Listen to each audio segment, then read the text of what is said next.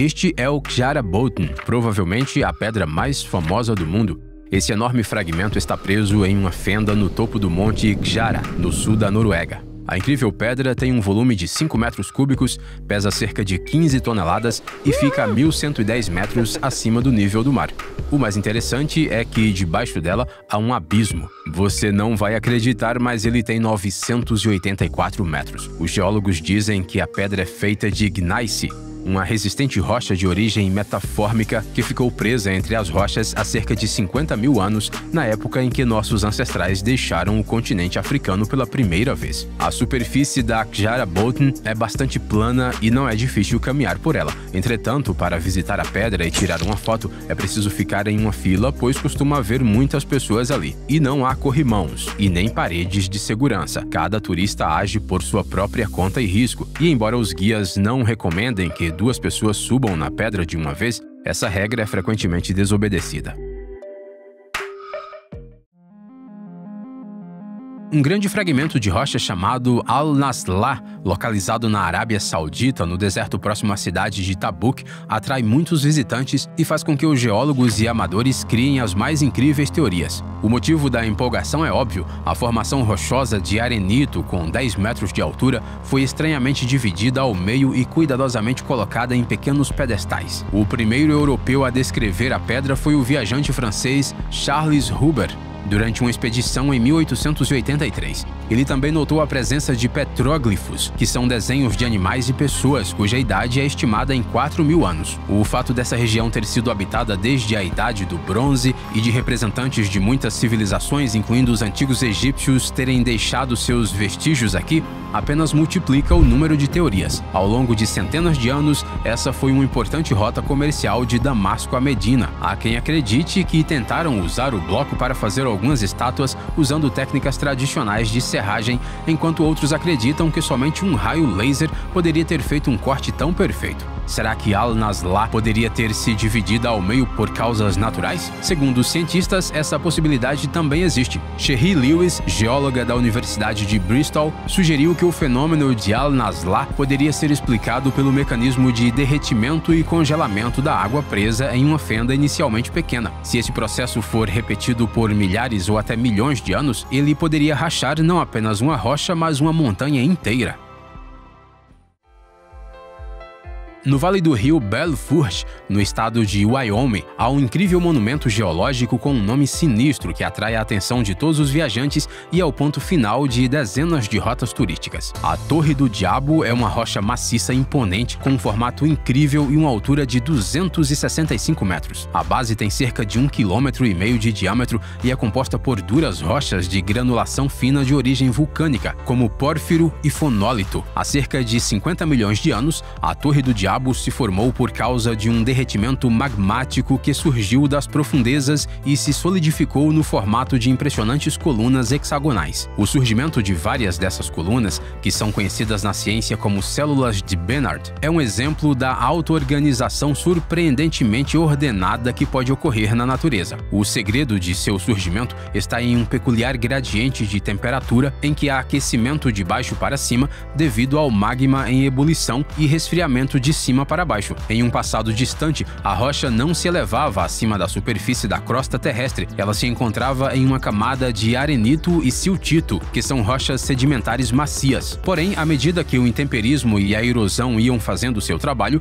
a Torre do Diabo se elevou até se tornar o monumento dominante da área. A torre é importante na cultura tribal dos nativos americanos. Há séculos, ela é o local de rituais.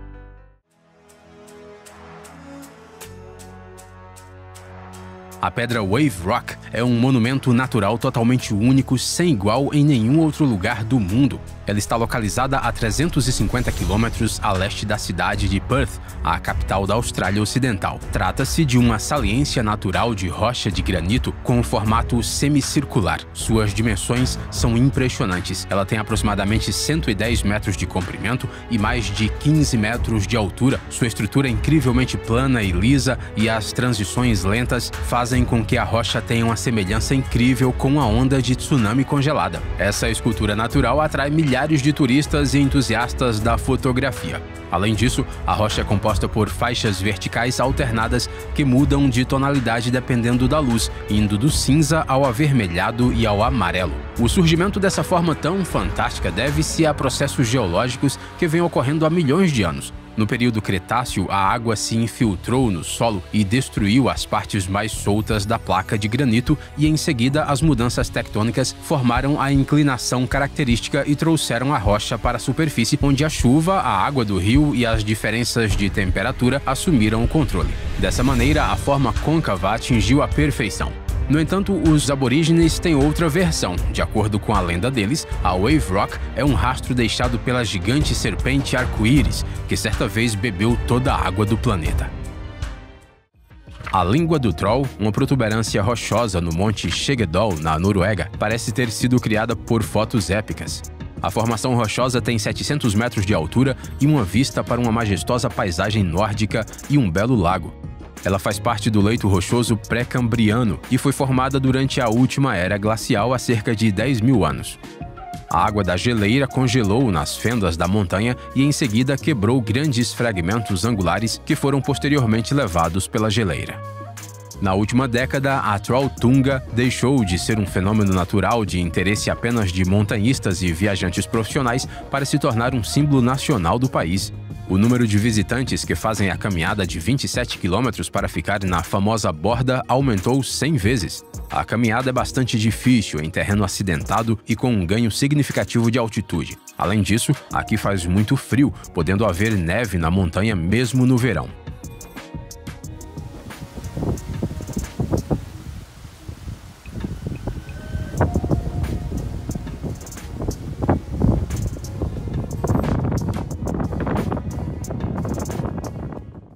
Equilíbrio é um conceito bastante familiar para o povo do Zimbábue. Isso porque nesse país africano, por toda parte, há formações rochosas incríveis, enormes pedras de granito, umas em cima das outras. Há um número especialmente grande delas na área de Matobo, que por esse motivo é um parque nacional e está incluído na lista de patrimônios mundiais da Unesco. As pedras equilibradas têm uma origem muito antiga. Há 3,5 bilhões de anos, essa área foi o local de uma poderosa atividade vulcânica. Foi a partir de lagos de lava solidificada que depois passaram por formas específicas de intemperismo que esses bizarros buttes surgiram. Além da história geológica, as rochas de Matobo também preservam a história humana. Desde o início da Idade da Pedra até o começo de nossa era, elas serviram como abrigos naturais e têm um rico legado de arte rupestre.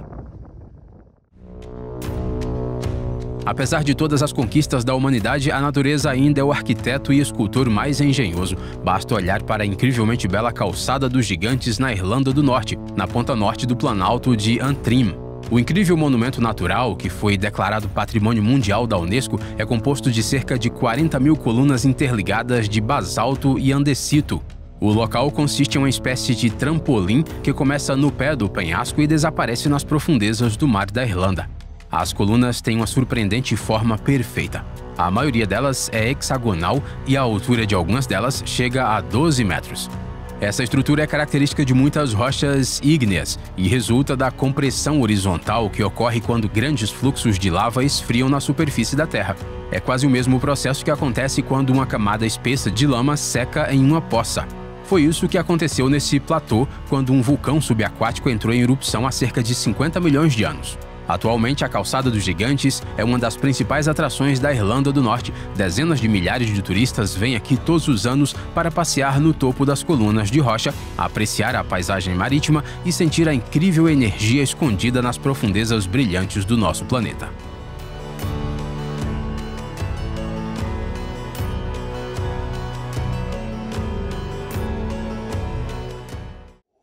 Esse elefante de pedra mais parece a criação de um artista surrealista, mas isso não o torna menos impressionante. O arco natural da Pedra do Elefante está localizado na entrada leste do Parque Nacional Vale do Fogo, em Nevada, a 1h30 de carro de Las Vegas. Esse é um dos melhores lugares do mundo para você observar a importância do intemperismo como força modeladora da paisagem. O vale se formou há cerca de 150 milhões de anos devido ao movimento de dunas de areia. pela forma fantástica das figuras, arcos e colunas de arenito de cores vivas, ricos em compostos de ferro que agora adornam esse deserto, fica claro a força tremenda que o vento e a areia exerceram aqui. Além dos artefatos de rocha, o Vale de Fogo tem árvores raras petrificadas e monumentos arqueológicos na forma de petróglifos de diferentes épocas.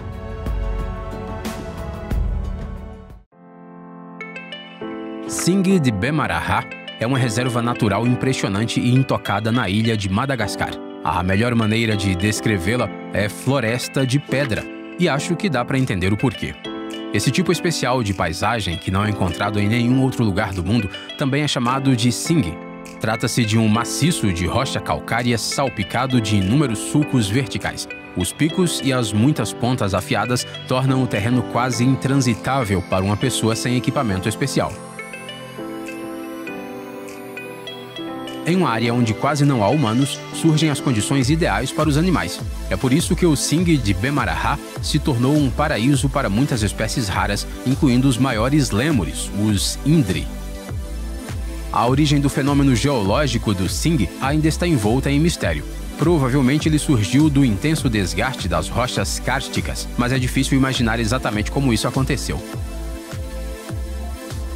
Uma das teorias sugere que, em uma época distante, a atividade vulcânica causou uma chuva ácida forte e prolongada, a qual reagiu quimicamente com as rochas daqui.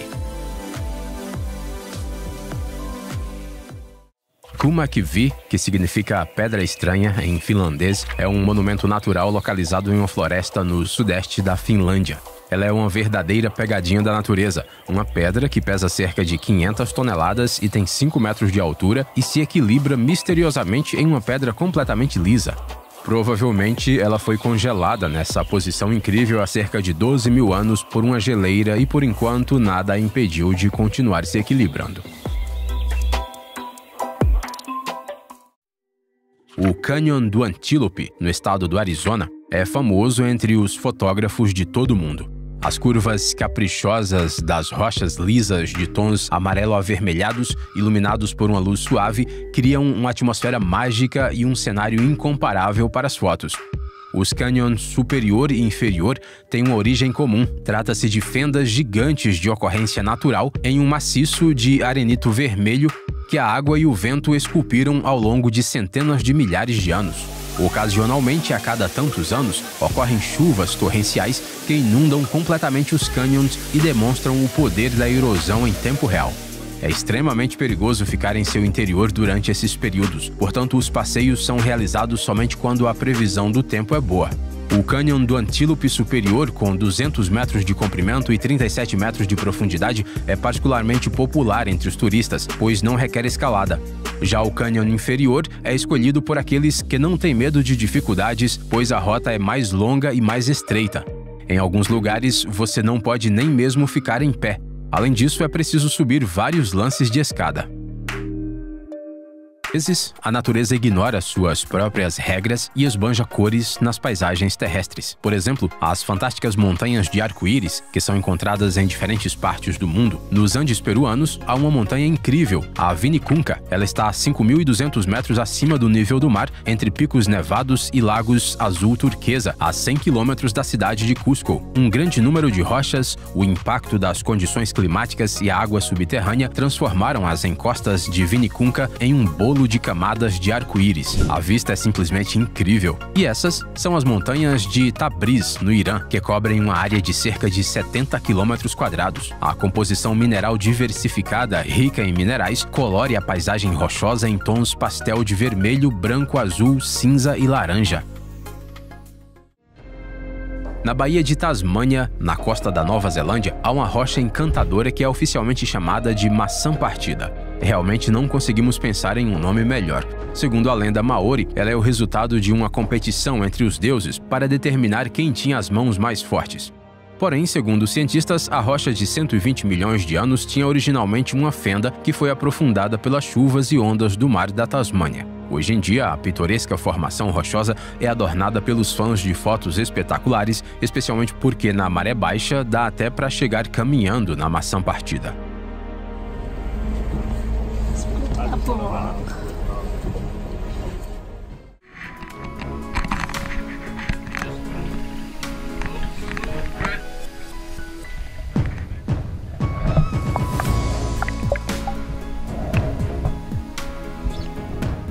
fenda Silfra é uma importante falha tectônica na costa terrestre localizada no lago Thingvallavatn, no Parque Nacional Thingvellir, na Islândia. Basicamente, por aqui passa a fronteira entre duas placas litosféricas, a norte-americana e a eurasiana. A falha e todo o vale foram formados por uma sequência de movimentos tectônicos.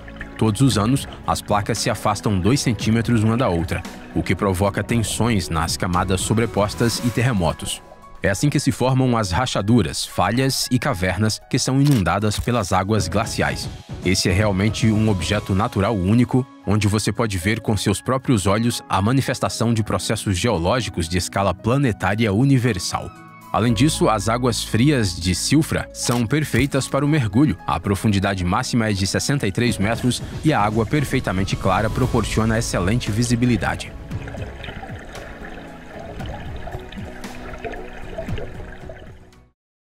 Em uma vasta área de 400 km², na província de Yunnan, no sudeste da China, há uma impressionante floresta de pedra. Sua formação começou há 270 milhões de anos, quando a área era um mar raso.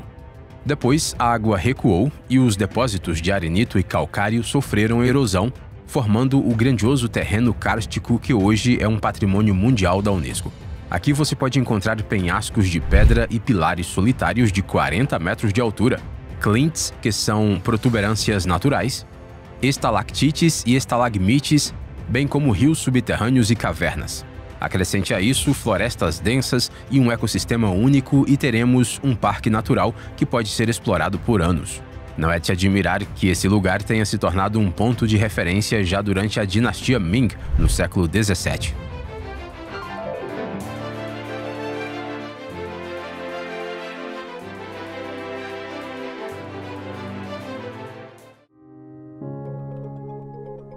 Na fronteira entre a Europa e a Ásia, nos Montes Urais, se encontra o Planalto de Manpupunhor, que na língua do povo Mansi da região significa pequena montanha de ídolos. O panorama desse território selvagem distante de lugares habitados causa admiração e associações místicas. No meio de um céu azul sem fim e de vales desertos, erguem-se curiosos pilares de pedra que realmente parecem gigantes congelados. O monumento geológico consiste em uma grande formação rochosa independente e 6 pilares menores alinhados em uma fileira perto de um penhasco. E imagine só, a altura dos gigantes chega a 40 metros. Do ponto de vista da ciência, esses objetos são chamados de butties. Trata-se de massas isoladas de rochas que resistiram aos efeitos de poderosos fatores de intemperismo, enquanto as rochas mais fracas ao redor foram completamente destruídas. Nesse caso, a razão da força dos pilares de sericita quartzo xisto é que, em um passado distante, eles foram formados por fluxos de magma que vieram de baixo para cima e preencheram os vazios nas rochas mais fracas. Hoje em dia, uma visita ao Manpupunhor é uma experiência incrível para os turistas que querem entrar em contato com a natureza primordial dessa região inóspita e sentir o poder dos pilares de pedra, que há incontáveis séculos não se rendem à força destrutiva dos elementos da natureza.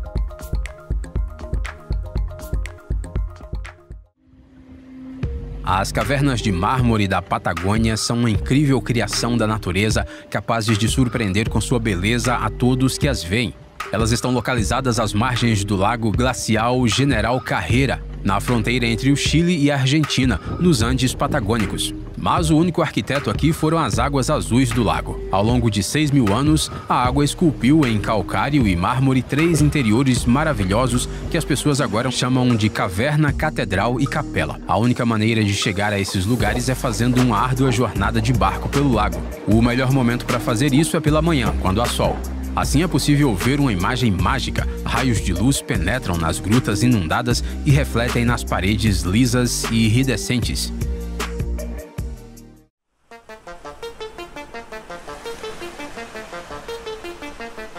Temos aqui outro mistério geológico. É difícil imaginar que essas esferas de pedra perfeitamente irregulares tenham se originado sem o envolvimento humano. O aglomerado de pedras de Moeraki foi descoberto pela primeira vez em 1850 na praia de Koekkoe, na região de Otago, na costa sudeste da ilha sul da Nova Zelândia. Centenas dessas bolas, que variam de meio metro a 2,20 metros de diâmetro, encontram-se em uma faixa de areia costeira em uma área de menos de 300 metros. No entanto, os maoris conheciam as estranhas pedras desde os tempos antigos e acreditavam que elas eram restos de cestas que caíram de uma canoa gigante. Do ponto de vista dos cientistas, não há nada de sobrenatural no formato perfeito das rochas. Esse formato não é incomum em concreções, que são agregados minerais que tendem a se formar e crescer em rochas sedimentares porosas, como areias e argilas. Porém, as rochas de Moeraki se formaram há 5 milhões de anos em argilito, uma rocha muito mais resistente. Provavelmente foi isso que permitiu que elas atingissem esse tamanho. As concreções consistiam em lama, areia fina e argila cimentada com calcita. A propósito, esses objetos também são de grande interesse para os paleontólogos, pois neles podem ser encontrados restos fossilizados de animais e plantas. Atualmente, as pedras de Moeraki são uma reserva paisagística protegida e uma das atrações naturais mais populares da Nova Zelândia.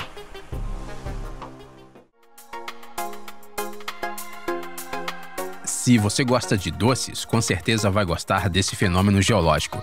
Não é por acaso que esse vale na ilha filipina de Bohol é chamado de Colinas de Chocolate. Em sua vasta área de 50 km², há um grande número de colinas surpreendentemente semelhantes e lisas. De acordo com diferentes fontes, há entre 1.260 e 1.776 delas. Suas alturas variam de 30 a 120 metros.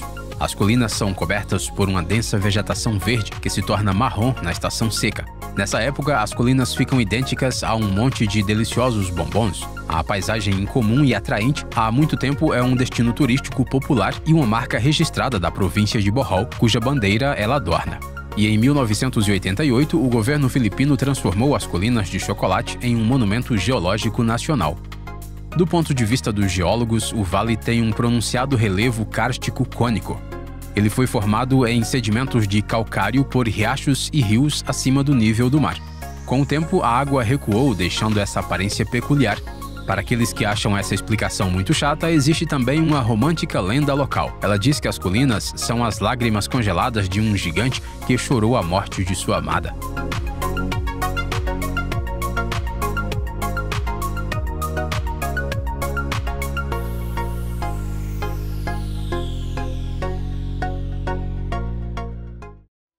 Às vezes, as rochas deixam de ser meros objetos geológicos e se tornam símbolos culturais e até mesmo santuários. O pagode Chai Chou, em Myanmar, é um desses casos. O pagode budista tem mais de 5 metros de altura e está situado no topo de uma pedra de granito que se equilibra na beira de um penhasco e é coberta por uma camada de folhas de ouro.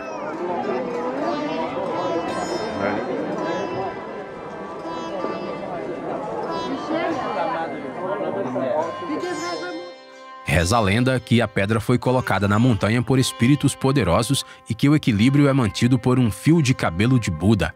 O posicionamento da pedra parece realmente desafiar a gravidade. Dizem que 2 pessoas são suficientes para fazer a pedra dourada balançar, mas enquanto ela permanece no lugar, há um fluxo constante de peregrinos que colam inúmeras folhas de ouro na pedra.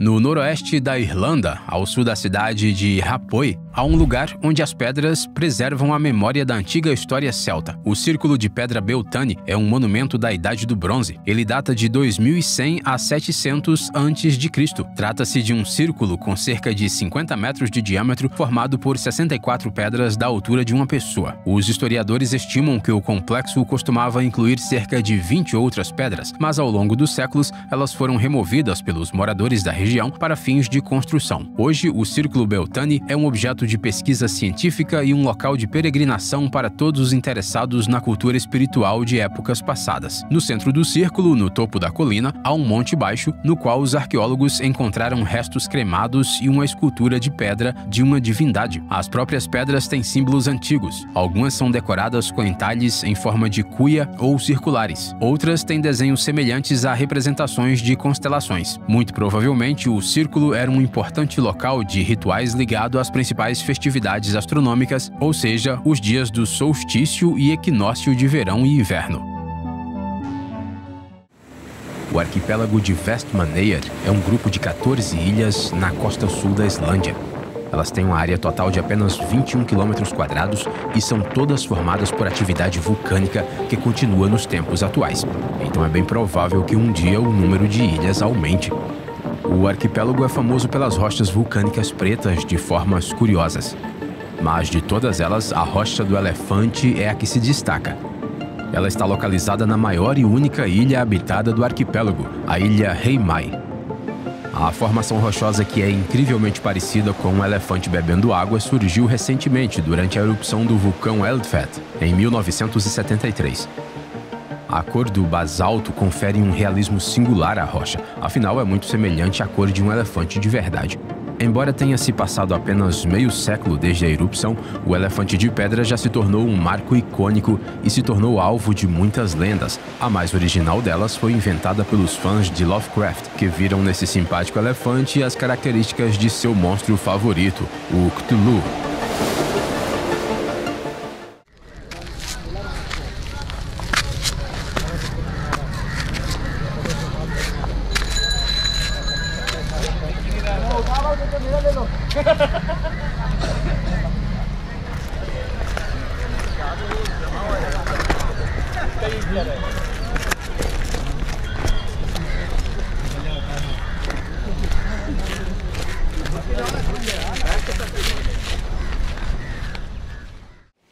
O Bufador de Peníscola é um lugar único na Espanha, onde uma anomalia geológica e um local histórico se fundem em um só. Nesse lugar, localizado às margens do Mar Balear, entre os séculos 13 e 14, os cavaleiros templários construíram um castelo. O castelo tem um rico passado ligado à história da Igreja Católica, mas hoje em dia ele é popular não por causa disso, mas por causa do seu bufador, um buraco que faz barulhos estranhos e espirra água nos turistas. O que acontece é que em um dos pátios do castelo há uma caverna marítima de 64 metros de comprimento. Quando o mar fica agitado, os sons se tornam cada vez mais assustadores e durante uma tempestade, uma enorme coluna de água pode espirrar pela abertura, com uma força capaz de fazer tremer até mesmo as antigas paredes de pedra do castelo. Quem acha que essa experiência radical é pouco, pode entrar na caverna pelo lado do mar e explorá-la pelo menos parcialmente.